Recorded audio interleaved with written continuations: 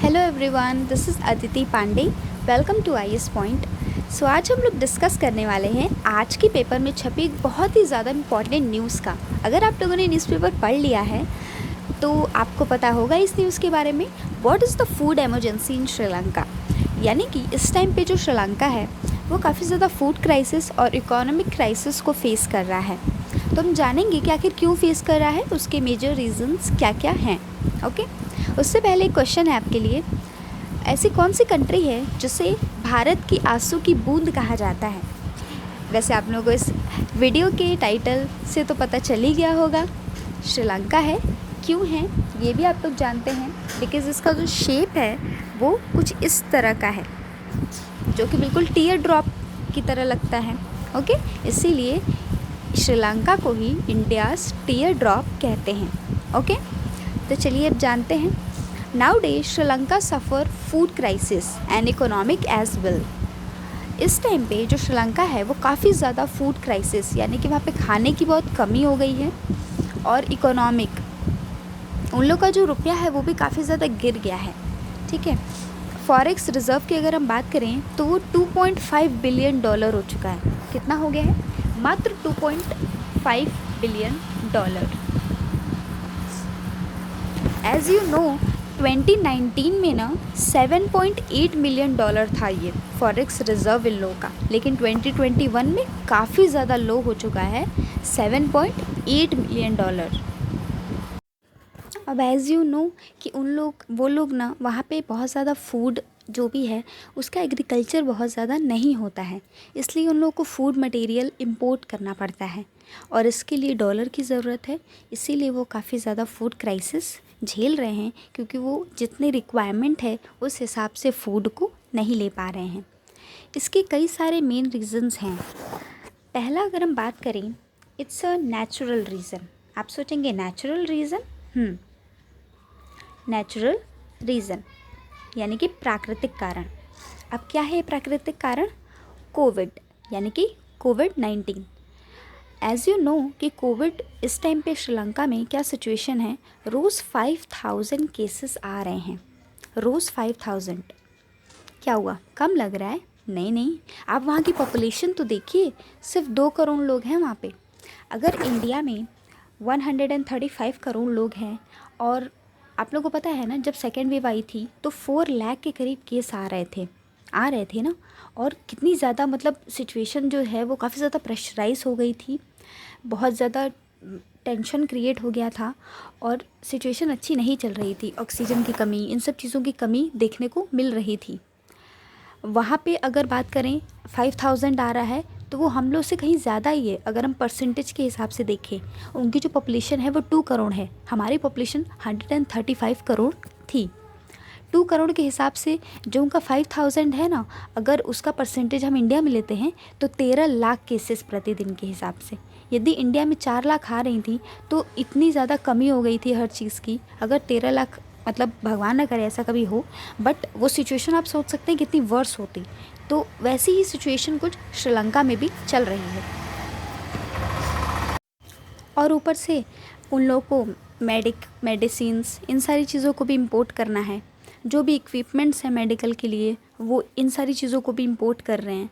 इसीलिए वो जितनी रिक्वायरमेंट है ना उस हिसाब से फ़ूड को इंपोर्ट करने में अनेबल है, क्योंकि मनी ही नहीं है ना, पैसा भी तो होना चाहिए ना किसी चीज़ को ख़रीदना है तो।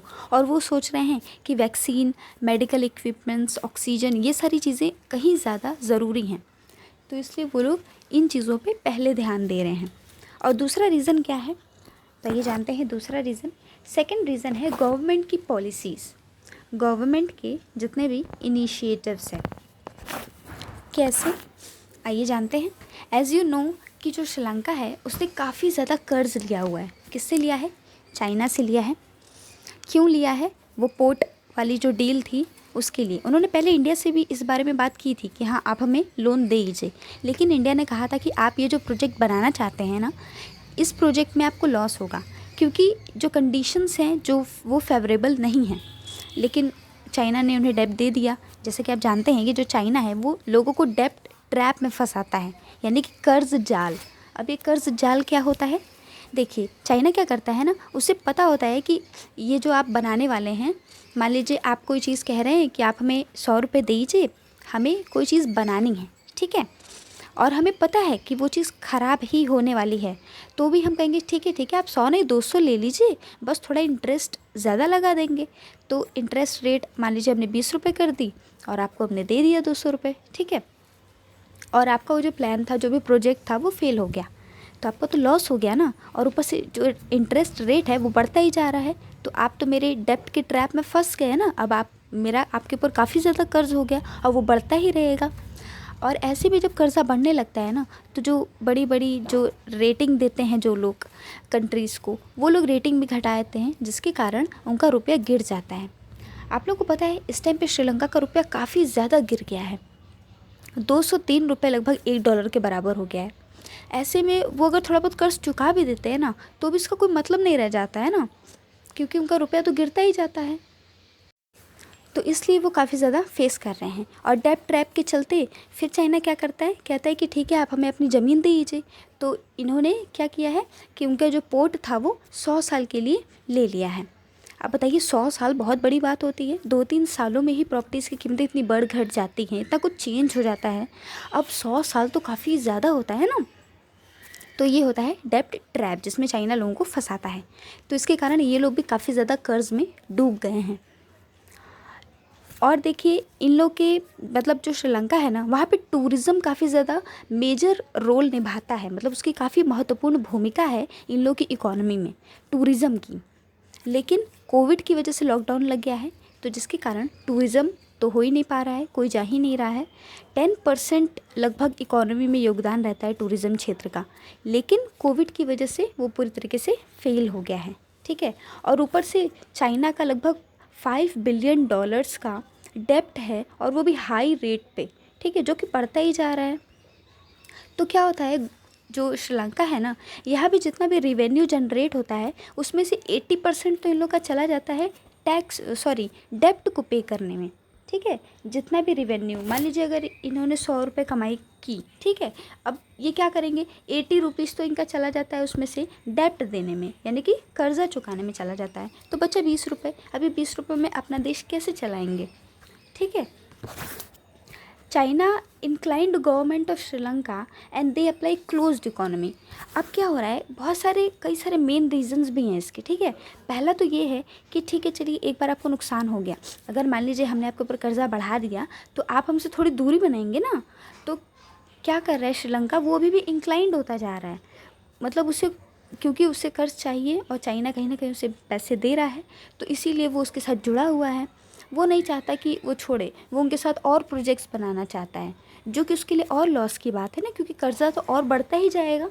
और ऊपर से वो क्लोज्ड इकोनॉमी भी अपना रहा है। बताइए क्लोज्ड इकोनॉमी, आपको पता है क्लोज्ड इकोनॉमी क्या होती है? इसका मतलब होता है वो दूसरे देशों से संबंधों को कम कर रहा है, कि हम इंपोर्ट एक्सपोर्ट ये सारी चीज़ों को कम कर रहा है। और इसी के लिए आप लोगों को पता होगा कि श्रीलंका ने फर्टिलाइज़र बैन कर दिया था, फर्टिलाइज़र, ठीक है, इन्होंने बैन कर दिया था। और इसके लिए इनकी काफ़ी ज़्यादा तारीफ़ भी हुई थी, कई सारे संस्थाओं ने इनकी काफ़ी तारीफ़ की थी कि इन्होंने फर्टिलाइज़र बैन कर दिया, ये पूरी तरीके से ऑर्गेनिक खेती पे ऐसे डिपेंड हो रहे हैं। बट पता है मेन रीज़न क्या था, क्योंकि फर्टिलाइज़र की इन्हें लग रहा था कि खर्च हो रहा है हमारा पैसा इसमें, तो हम फर्टिलाइज़र खरीदेंगे ही नहीं, ठीक है। अब फर्टिलाइज़र तो इन्होंने बैन कर दिया, लेकिन अगर आप पूरी तरीके से 100% ऑर्गेनिक खेती करेंगे ना, तो फिर आपका लॉस ही होगा, क्योंकि उतना जनरेट हो ही नहीं पाएगा, मतलब प्रोडक्शन जो है वो कहीं ना कहीं घट जाएगी ना। फर्टिलाइज़र प्रोडक्शन को भी तो इंक्रीज़ करता है, और जब प्रोडक्शन घट जाएगी और ऊपर से आप इंपोर्ट भी नहीं कर रहे हैं, तो फिर क्या होगा। ये जैसे सिनेमन, श्रीलंका में सिनेमन यानी कि दालचीनी जो है वो काफ़ी अच्छी खेती होती है उसकी, लेकिन उन्होंने फर्टिलाइज़र बैन कर दिया, जिसकी वजह से उसमें भी काफ़ी ज़्यादा कमी आ गई है। अब जैसा कि आपको पता है, अगर प्रोडक्शन रेट कहीं पे कम हो जाए, मान लीजिए भारत में हम कहें कि 100 टन चावल उगता है, ठीक है। अब 100 टन में से अगर आप ऑर्गेनिक एकदम प्रॉपर एकदम प्योर ऑर्गेनिक खेती करेंगे ना, तो मात्र 70 या 60 टन उगेगा। अब इसमें लोगों की आपूर्ति, लोगों को आप कैसे देंगे, उनको उनकी जो रिक्वायरमेंट है उस हिसाब से आप नहीं दे पाएंगे ना। और ये तो बेसिक चीज़ है ना, चावल ये सारी चीज़ें तो बेसिक होती हैं, ये तो आपको देनी ही होंगी, कहीं से भी आप डेप्ट लेके दीजिए, चाहे कहीं से भी दीजिए। तो इसी के कारण फूड क्राइसिस भी इंक्रीज़ हो गया है और डेब्ट तो इंक्रीज़ है ही। सिनेमन प्रोडक्शन भी काफ़ी ज़्यादा अफेक्ट हुई है। और एक मेन कारण और है, क्या है वो कारण, आइए जानते हैं। देखिए इनकी पॉपुलेशन कितनी है, 2 करोड़, ठीक है, जैसे कि हमने जाना। और इनके पास ट्रूप्स कितने हैं, यानी कि पुलिसकर्मी, सैनिक, ये सब कितने हैं पता है आप लोगों को? 1 लाख। 1 लाख ट्रूप्स हैं यहाँ पे। ये मतलब काफ़ी ज़्यादा है ना। इन्होंने मतलब इसलिए ये सेना तैयार कर रखी है ताकि अगर कभी भी हमला हो, इंडिया या किसी से भी लड़ाई हो इनकी, तो ये लड़ सकें अपने आप को मेंटेन करने के लिए कि हाँ हम बराबर हैं। बराबरी बनाने के लिए उन्होंने काफ़ी ज़्यादा ट्रूप्स रख लिए हैं। अब 1 लाख ट्रूप्स तो आपने रख लिए, अब उनको एक्सपेंसेस भी तो देने होंगे ना, उनकी सैलरी, फिर उनको जो भी चीज़ें मिलती हैं वो सारी चीज़ें, तो एक्सपेंस क्या हो गया, इंक्रीज़ हो गया। और ये भी कहीं ना कहीं पैसा इसमें भी तो जा रहा है ना। और ऊपर से आप लोगों को पता है इन्होंने मीडिया पे काफ़ी ज़्यादा रेस्ट्रिक्शंस लगा रखे हैं। वहाँ ऐसा नहीं चलता कि मीडिया जो भी चाहे वो दिखा देगी, बिल्कुल भी नहीं। पावर क्या होता है वहाँ पे, डोमिनेंसी चलती है। डोमिनेंसी यानी कि आप कह सकते हैं ना, किसी एक की पावर चलती है, प्रेसिडेंट, ठीक है, प्रेसिडेंट की वहाँ पे पावर चलती है, वो डोमिनेंट होता है, काफ़ी ज़्यादा प्रभावित होता है, ठीक है, डोमिनेंट होता है।